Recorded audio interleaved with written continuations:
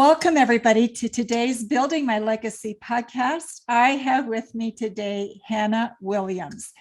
Hannah is, well, unusual. How can I say it any other way? Think of it. If one of your kids at age 14 decided to go to college, that would be quite awesome, wouldn't it? Well, Hannah went to college at age 14, graduated, and began actually her whole business career when her father handed her a phone at age 14 to close a sales deal for him. So she's been immersed in business. She's been immersed in the notion of how do you grow and develop in being an incredibly unusually talented person in the marketplace. So Hannah has a specialty in the Gen Z population. Who are they? How do they think? How do we need to work with them? And what does it really mean in terms of hiring, onboarding, and retention within the workplace? So Hannah, I want you to just tell us a little bit about your story, how you got into all of this, what your interest is, and then we'll talk a little bit more about what you do today. Thank you so much for having me, Lois. I'm so excited to get into this topic. It's my favorite thing to talk about, obviously. I am a Gen Zer, as you mentioned. I'm 23 now, and looking back over the past decade when, my interest in this topic started, it seems like forever, but, for me, it's only about 10 years, 10 years ago that this was really brought to mind. So as you mentioned, I began my story into the world of business at a very early age. And surprising thing is, I'll tell my story in a second, but if you hear this story and think, wow, this person is exceptional or has a different life than a lot of people, I would actually say, my generation, my friends, the people that I spend time with, the wonderful Gen Zers all over the world who I speak with to learn from, many of them have similar experiences to what I'm about to describe. And I think that's a huge testament to our Gen X parents. So my story actually began, I was 12 years old and I was in the back of my dad's blue pickup truck and we're going down the highway and it's, bouncing over bumps. I live in the beautiful mountains of Asheville, North Carolina, but it's very mountainous and it is very bumpy and the roads were not very well paved when I was 12. So I'm, bouncing over the roads, and my dad was building his real estate business at the time. So we were going to collect, rent from the different tenants around the area. And I'm sitting in the back doing my homework, this, studious student. And I, just was minding my own business. And he suddenly hands me his cell phone and he said, "Hey, Hannah, this phone's ringing. There's a guy at the end of the line. He wants to sell his house and you're going to close the deal." And I'm just, sitting there struck out of my mind, just, what in the world am I supposed to do? And I took this phone, shocked, and fumbled through that call with his help. And sure enough, we had the house under contract a couple weeks later, and my family still owns that duplex. So that was kind of my first introduction to the world of entrepreneurship. But get this. So I'll talk about how I fell into this world of Gen Zers and talking or helping companies unlock the potential of my generation. But 55% of my generation, because of experiences like that and our immersion into the world of entrepreneurship, 55% of my generation is saying that we want to become entrepreneurs. And 24% of us at the time of this survey already had started our own businesses or side hustles. Now, I don't know if that's if that's news to anybody listening or news to you, Lois, but to me, it's fascinating to see the number of Gen Zers who are intrigued and love this idea of being an entrepreneur and building a business and building this future in a different sort of way. I think we're seeing it as a global phenomena. I'm seeing it in other countries as well. So it's not limited to our borders, which is also very interesting, isn't it? It is exactly. So, and like you said, it's a worldwide phenomenon, and every generation is seeing, entrepreneurs, of course, come out of their own generation. But for me, looking from my perspective, it's a very unique one where there's, even a larger population, much younger, that is really looking to entrepreneurship as a way of the future. So I'm hopeful we can talk about that a little bit more in this interview, and look at some ways that companies can, hire this entrepreneurially spirited generation and use it as a competitive advantage. But you may be wondering at this point, how did I fall into consulting on this topic? Because it's so broad ranging and so niche at the same time. So I was after that experience with my dad and his company, I ended up graduating college at 18. I did college a little bit differently. Again, much like many Gen Zers, I went through an online program. I've never stepped foot on the campus I graduated from. And I was able to get through my bachelor's very quickly and graduated high school and college at the same time. So my thought process was, let's get that business degree out of the way and do something that I was really passionate about. So I fell into this world of consulting because at 18, after I graduated, I took a role with a consulting business that traveled all over the country, and we trained many varieties of businesses, all, from hospitality to healthcare to financial services, in employee experience and creating better culture in their businesses. And so, here I am, I'm 18 years old. I'm sitting around the bar with these boomers and Gen Xers, learning from them and absorbing their wisdom. But I'm sitting there with my little sparkling water because I can't drink anything yet, just completely out of my element. And all of these leaders were sharing things with me like, you millennials, what is your problem? I can't retain you. You want 6 months of paternity leave the second week you work for me. What is your problem? And I really, at the time, I was hearing all these concerns and the things keeping leaders up at night, and not many of them were resonating with me, or they didn't really resonate with the things I was seeing among my peers.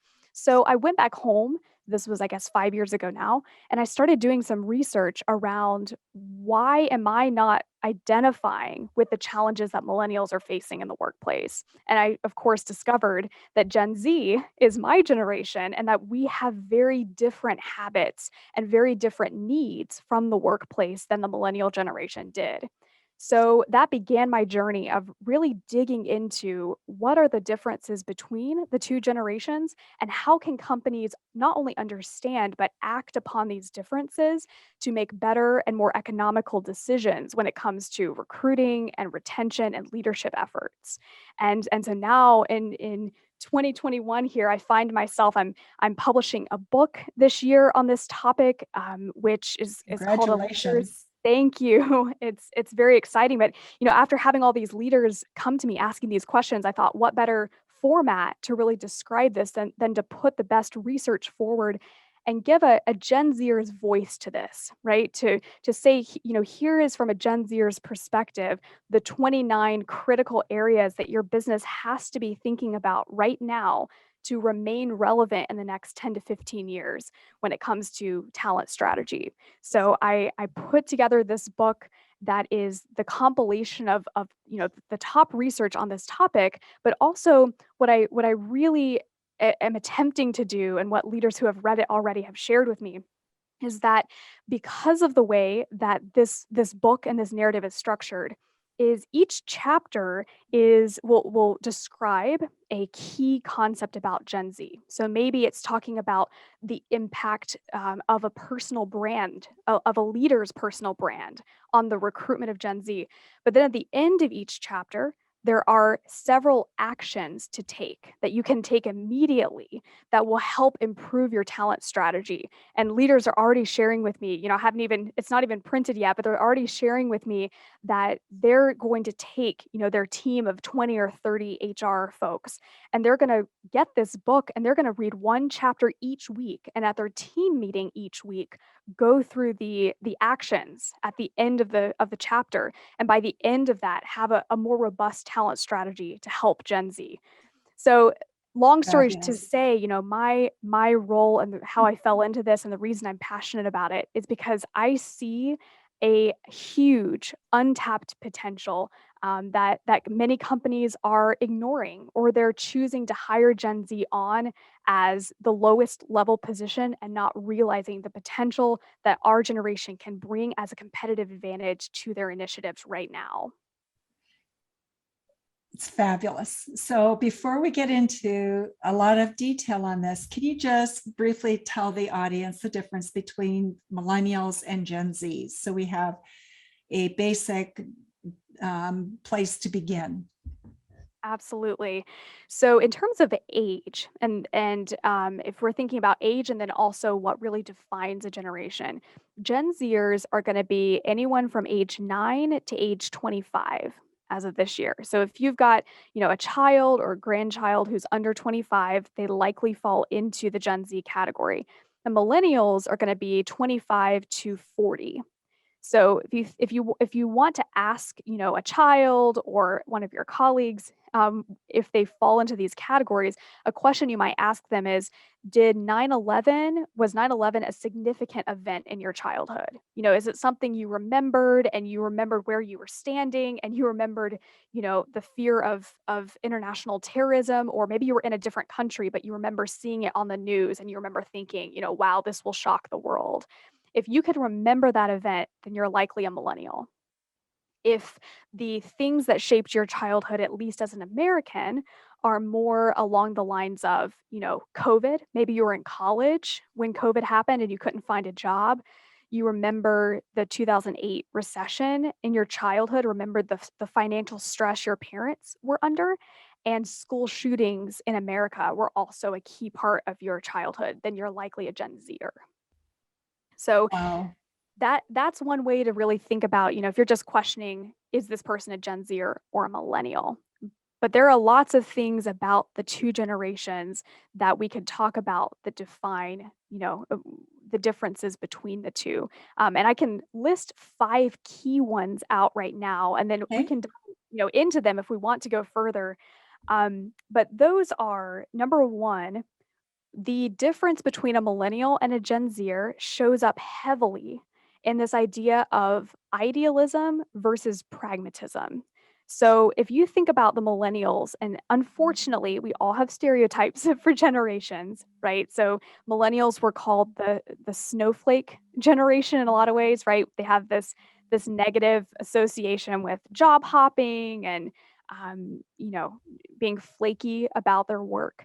So, while I think that's an exaggeration, and obviously not looking at the benefits millennials could bring, there is a huge trend between the two generations that millennials were raised in a very idealistic sense of the world. Their parents really ingrained in them that they could do anything, that the world was at the tips of their fingers. And Gen Zers have been raised much like, the story I described with my dad, to show us that the world is challenging, that there's a lot of opportunity, but that we will have to fight to get anywhere. So there's an idea of idealism versus pragmatism that will influence and shape how we approach work. The second is that millennials were not digital natives, right? They kind of stumbled into technology as social media was invented. And contrast that with Gen Z. We are digital natives, but we are not digital lovers. So we could actually go into that, more talking about how Gen Z thinks in terms of technology. I'm sure we'll get into that in a little bit, but I'll finish listing these. The third distinction between the two generations is Gen Z, unlike millennials, is open to non-traditional education paths. Now, this could be career based training or skill based training, or it could be something like I did, going to an online school. 62% of my generation is open to other types of trade based programs. And you contrast that with millennials, only 23% of them were open to that sort of trade Wow. based programming. And then you have number 4, which is this idea of millennials, the snowflake generation, right? On average, holds between 7 to 10 jobs by the time they're 30. That's what the data showed. Gen Zers, 61% of Gen Zers are saying we'd want to stay with the company for 7 to 10 years if We are, a part of a team that we enjoy and the culture suits what we need. So, contrast that. We've got a strong sense of loyalty in my generation instead of that job hopping mentality. And then the fifth and final major difference is the idea of individualism versus collectivism. So Gen Z is a very individually, often even narcissistic generation, very individually minded, which obviously has its pros and its cons, its stumbling blocks. Versus millennials who brought the sense of collectivism and pulling together as a team.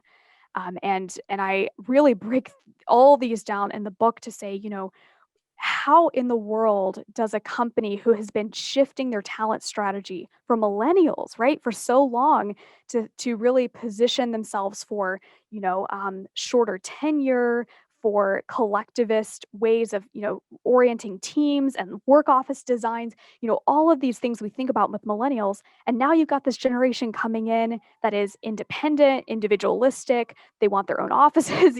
How do you begin making that shift? And that is where I'm setting out to bridge this gap.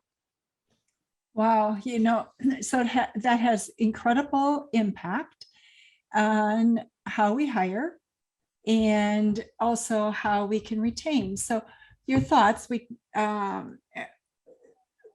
talked a little bit earlier about culture, hiring from a culture perspective versus technology perspective, and really onboarding also with that in mind. So share with me a little bit about what you're thinking relative to that and what recruiters must think about if they're going to harness this incredible talent. Absolutely. So when we think about Gen Z, right, the first assumption that comes to mind, or at least when most people, you hear the term Gen Z, what comes to mind? Well, probably, the image you've got in your head, right, of all the kids looking down at their cell phones, right? The family sitting at the table, no one's talking, they're all engaged in their cell phones. So I think there's this very shallow impression of what technology means to my generation. But when you look at the data, what we're actually seeing is that because Generation Z is so used to the idea of being on our cell phone, that many of us are starting to look for alternate methods to connect, right? Because technology to us, if you contrast this, or I can try to put myself in the shoes of what it might have been in your generation, Lois, or my parents or my grandparents. I imagine for you and my grandparents share this with me all the time that when they were growing up, on a farm, or they were growing up even in a bigger city, it wasn't common, or it was common to, walk down the street and see the neighbor Mary. She might offer you some cookies. You sit out and talk for a while. I look at those days with a lot of longing. I think back to the stories my grandparents tell me and think, wow, wouldn't it be nice if I had some of that experience? So, if you think about technology from your perspective, Lois, or anyone who's listening who is from a Gen X or Boomer generation, think about technology as equal of a commodity as that in person conversation was when you were a child, right? The stop to a neighbor, the conversations with friends. That is the equivalent of what technology is for my generation. So we really take it for granted is another way to put it. We use it as a tool, but we don't love technology. We see it as a means to an end. So the way that affects recruiting and retention, really, but in just thinking about Gen Z in general, is that we are starting to show strong trends toward in-person recruiting methods as being the most effective way to reach us. So here's some data for you. So the millennial generation, one of their top areas to go for job searches was job boards, right? Online job boards. But if you look at Gen Z in those same studies, what we are showing heavy trends toward, 74% of us actually prefer in person communication. So that's going to mean we have a strong shift towards wanting to visit our career centers at school, or even the career centers that companies offer, right? I mean, I've worked for a number of companies and consulted a number of companies that were starting to open career centers specifically to help hire Gen Z. If a Gen Zer can stop by and directly speak with a hiring manager or a recruiter or placement advisor, they're much more likely to buy into that company instead of just, going through the online application process. In Right. fact, we're so, and I'm sure you've seen this in your work, Lois, we are so tired of the apply button not working that we're having to find other solutions. So if I were an employer looking at, trying to hire Gen Z, I would be investing not in online advertising on social media, which is where a lot of companies are wasting millions of dollars. I would not be investing on social media where only about 32% of Gen Z is going. I would be investing in building better referral structures in my business for my own employees to be incentivized in some way, or to create a culture that prompts natural incentivizing, to help drive referrals to people's friends and family if you're trying to hire Gen Z. And the second thing I would be doing is I would be attending in-person job fairs. I mean, if you think that's antiquated, Gen Z would much, much rather go and shake hands with someone they might be working with than we would go on social media and see something that could potentially be a scam, or just something we don't resonate with. So I would caution any leader who's thinking about expanding their talent strategy or their recruitment strategy purely online. I'd really challenge that assumption because you're going to waste a lot of resources by not reaching us where we're at. So one of the challenges I think that Gen Z has is we are moving more and more into a gig economy. We're talking about that more. We're seeing businesses crop up to address that issue. They're borderless. And what does that really mean in terms of what's going on and creating stability in the company and how we recruit and how we onboard?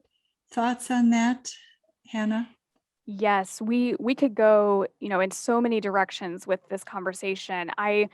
I talk about this in the chapter actually about attraction in the book or the section because this is such an important consideration for so many companies right now. Is number one, like you said, adapting to the gig economy, right? Because like I mentioned at the beginning, 55% of Gen Zers are already starting their own side hustles or wanting to in the next few years.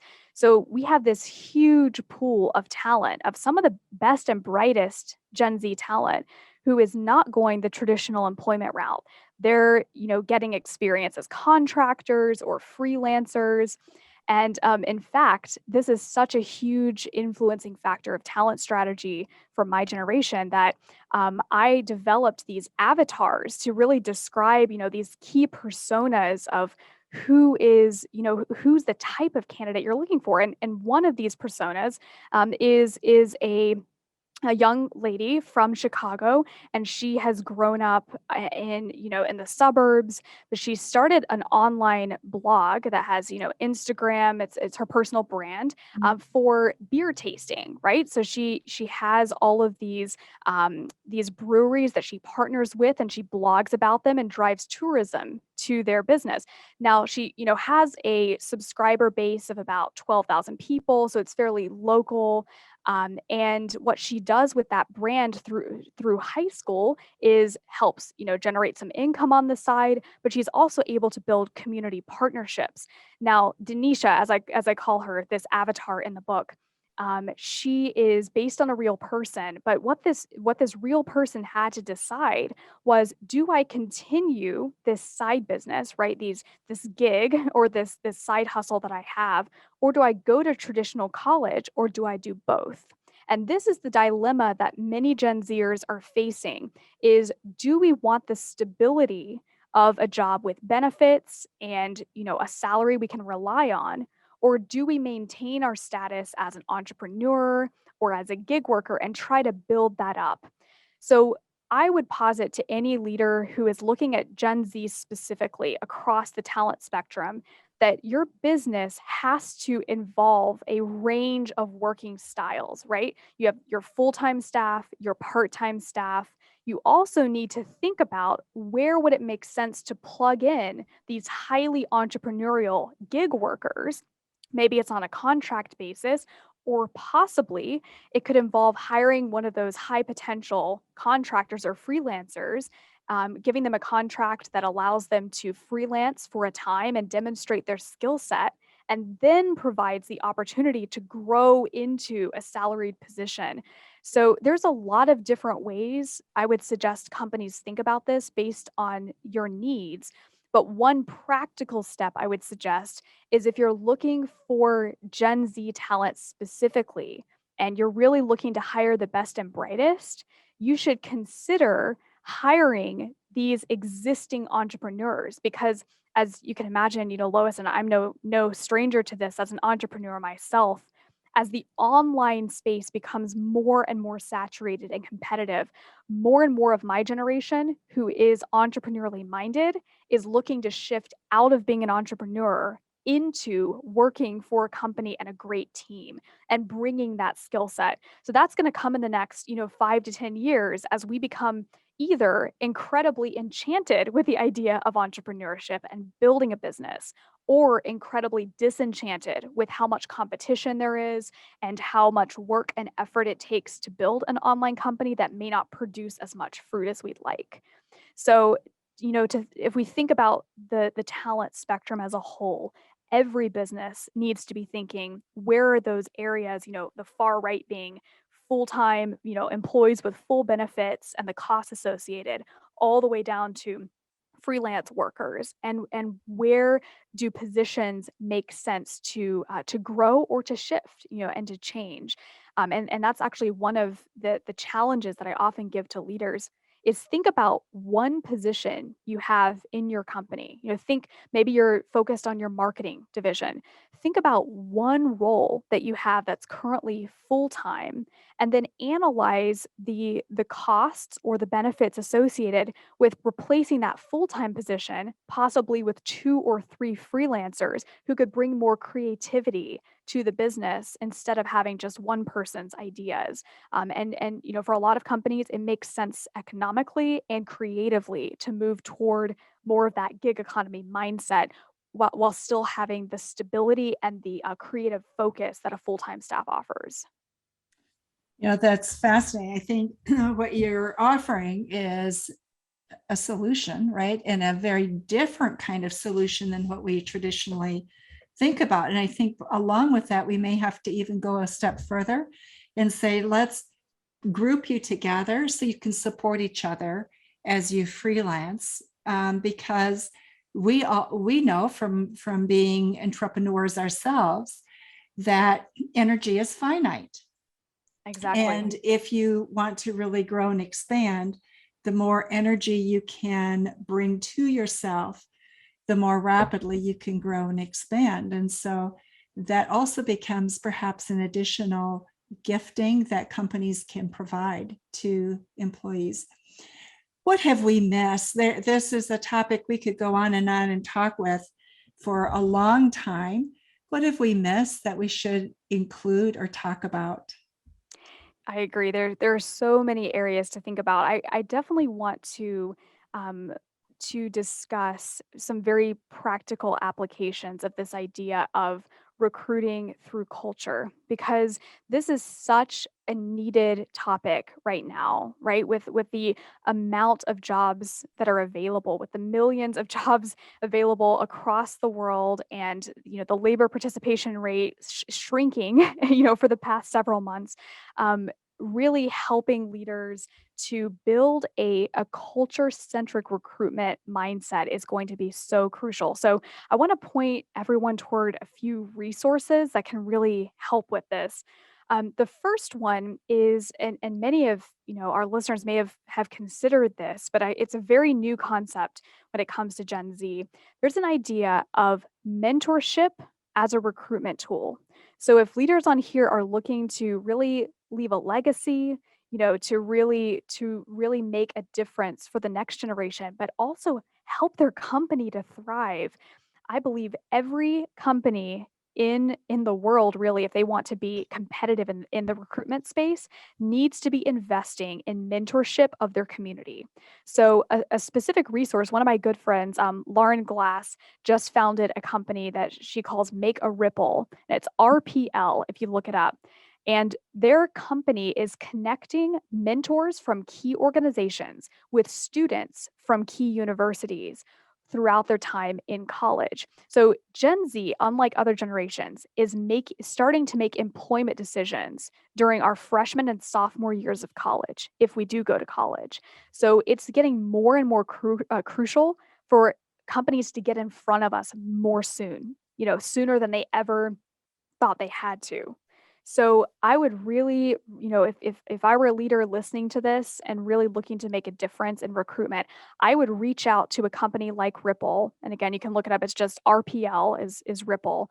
And look into solutions like that involve becoming a mentor that pairs with students, because again, those referrals and the face-to-face connection is what's going to not only attract a Gen Zer to your company now, it's what's going to keep them longer. If you have the opportunity to mentor a student and you figure out they're an incredible culture fit and you get to really know them on a personal level, they're much more likely when they get hired to stay with your company. It's like a step below an internship because you're not having to pay them or offer them a contract. You're simply reaching out as a mentor. And if you can do that for an hour a month or an hour a week, whatever your time allows, what if, 10 people in your company were able to do that for a student, just an hour a month? Imagine the strong talent pipeline you would be able to bring in. And it gives you a chance not only to get to know the student, but to assess in a way without cost to you, how valuable that person will be. So that would be one really practical step I would advise anyone listening to do. The second is I would encourage you to attend a job fair. I don't care what level of leader you are in an organization. If you have, if you're a 50 million or 100 million or even a billion dollar organization right now, if you are a leader in any capacity in a firm and you're not connected with the next generation, then that your talent strategy is not going to succeed as well as it could if you were involved as boots on the ground. So I'd pick a day, go to a career center or a job fair and speak with some students. Get to know what are they thinking about with the job search. Get in front of them. And if by you being there as a senior level director or even a founder, whatever your role is, you are going to make you're going to create hype. You're going to create word of mouth generation among those students who are really looking at which company cares about me. And I can share that from my own testimonial. When a CEO came into my onboarding at Biltmore, the company I worked for, straight out of college, when the CEO took time to come to every single new employee orientation for a 3,000 person organization, and he came and spoke with us for an hour and we got to ask questions, that was the reason I still find myself identifying with that company as this is how we do things, not this is how they do things. This is how we do things as a company. So, again, whatever your role is, go to a career center, go to a job fair, and connect with those students, and you will be amazed at what you find. And then the third and final thing I would leave with any leader who's looking to take a practical step is if you're going to connect with Gen Z, understand that we are highly drawn to leaders who have personal brands online. We want to work with and for someone whose mission we can believe in. And if you have a brand online, I mean, Lois, you're an incredible example of this. If I just saw, your profile online and the type of content that you create and the type of people that you connect with and reach, I'm immediately in my head thinking, wow, I want to get to know this person. What would it look like if she were my mentor? And Gen Z thinks this way, right? Because we're so disconnected in our world, as connected as technology is supposed to create us. We crave this in-person connection with people who we can learn and grow from. So if you are a leader and you don't yet have a personal brand online and a brand that, creates content and where you put your thoughts out there and put meaning into the world, then hire an intern. Hire an intern to come create a personal brand for you and spend some time with you and write blogs on your behalf if you don't have time to do it. There are so many ways to create a brand and do recruiting based on your personal identity. So I would give those 3 tips. So first of all, consider mentorship. Second, go spend time with some Zers, go to a career fair. And then thirdly, focus on building a personal brand. It will change the way that Gen Zers respond to your company. Wow, great suggestions. Hannah, you are a fount of incredible wisdom. I am so eager to share your thoughts with many business leaders. People are struggling in the corporate world with what do we do? How do we shift? How do we engage employees across the board? And especially our incoming group of employees, which is the Gen Zers. And if we don't solve it, we're going to have a lot of problems and struggle as companies with how do we grow our businesses, because we can't grow without people. Exactly. And that's actually the dilemma that you just laid out there, Lois. I hear it from so many leaders that I actually created what I'm calling a pulse check assessment. Because, right, if you're a leader listening to this, you're probably thinking, I feel like I just grasped, millennials. And this is there's so many things I could focus on. Or maybe you're wondering, what am I already doing really well? Like what are the things I don't need to change? So I created this pulse check specifically for anyone listening to this podcast. If you go to my website, just go to hannahgwilliams.com/my legacy for this podcast, then you can actually just click on the pulse check and just get a quick gauge. It's quick, it's not in depth, but a quick gauge on, do I need to be focusing in the recruitment side? Do I need to be focused on retention or the mentorship angle? So I developed that because, every leader, we've got so many things to think about. Where do we put our effort and our resources right now that will make the biggest difference? So if that's helpful to anyone, I encourage you to take that quick assessment. Thank you so much for that. And remember, Hannah's book will be coming out the end of August. Get a hold of that copy or a copy, because it's a concept we are all going to have to immerse ourselves in and really put some deep thinking into it. Hannah, you have been wonderful. Thank you so much for your insight and for doing what you're doing, sharing your story, but really for that passion about how do we meet the needs of the Gen Z population? It's our next economic powerhouse. We've got to deal with it. I so appreciate you, Lois, and thank you for having me. And I just want to say to everyone listening, I appreciate you all so much for putting up with the shenanigans that come from Gen Z and all of the different challenges we're going to face. And I want to thank you as leaders in advance for helping us grow and learn. We sometimes forget, or it's easy to forget, that we're standing on the shoulders of giants, and you all are that wisdom. So I just want to say thank you on behalf of Gen Z, because they may forget. We're very apt to forget that many times. So thank you for all that you do too. So thank you, Hannah. Thank you. Those of you who are listening to Building My Legacy podcast today, remember to visit our website as well at www.buildtomorrow2. And we look forward, Hannah, to hearing more about what you're doing and what you're learning and how it is that we can shift as business leaders. So thanks very much. Thank you for watching my video. Don't forget to like, subscribe, and click the bell button above. Leave comments. We'd love to hear what you think. And visit our other social media links as well. Thanks much.